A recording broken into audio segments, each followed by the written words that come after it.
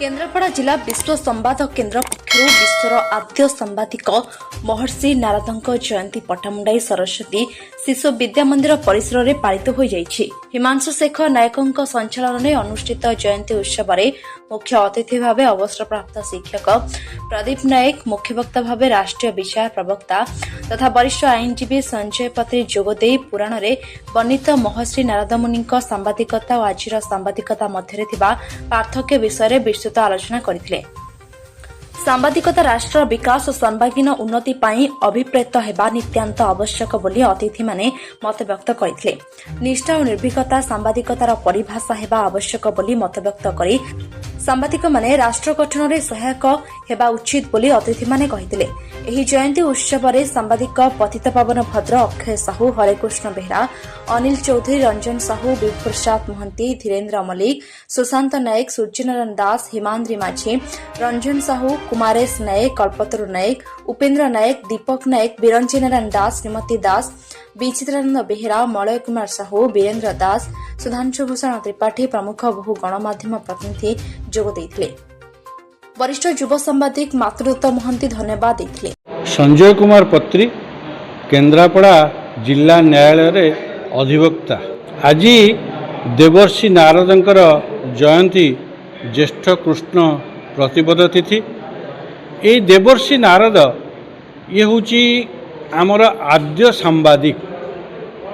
देवर्षि नारद जो सांबादिकता करुथिले स्वर्ग, मर्त्य, पाताल आ नागलोक, ये चारि लोकरे विभिन्न तथ्य को लेकिन अन्य लोकरे पहुँचेवा, ताकू देश जन कल्याण पाई, लोक कल्याण पाई, समाज कल्याण पाई, राष्ट्र कल्याण पाई, सृष्टिर कल्याण मते स्थान काल पात्र अनुसारे परिवेषण करिबा, कौनसी परिस्थिति द्वारा प्रभावित न होई अन्यर उपकार पाई निजर स्वार्थ को त्याग करी पर्वत, पवन, जंगल सबुआड़े बुली जो ग्राउंड जीरो तथ्य कथा आजिर दिन में आम कहूचे से मध्य करुथिले।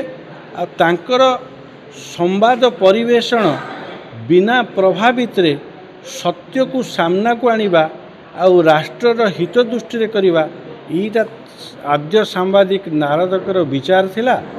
आमे सांबादिक मानकर समाज कल्याण पई, जन कल्याण पई, राष्ट्र कल्याण पई संवाद को संकलन करिबा, प्रसारण करिबा, परिवेषण करिबा, प्रारूप दबा, एईटा समस्तंकर ध्येय हो।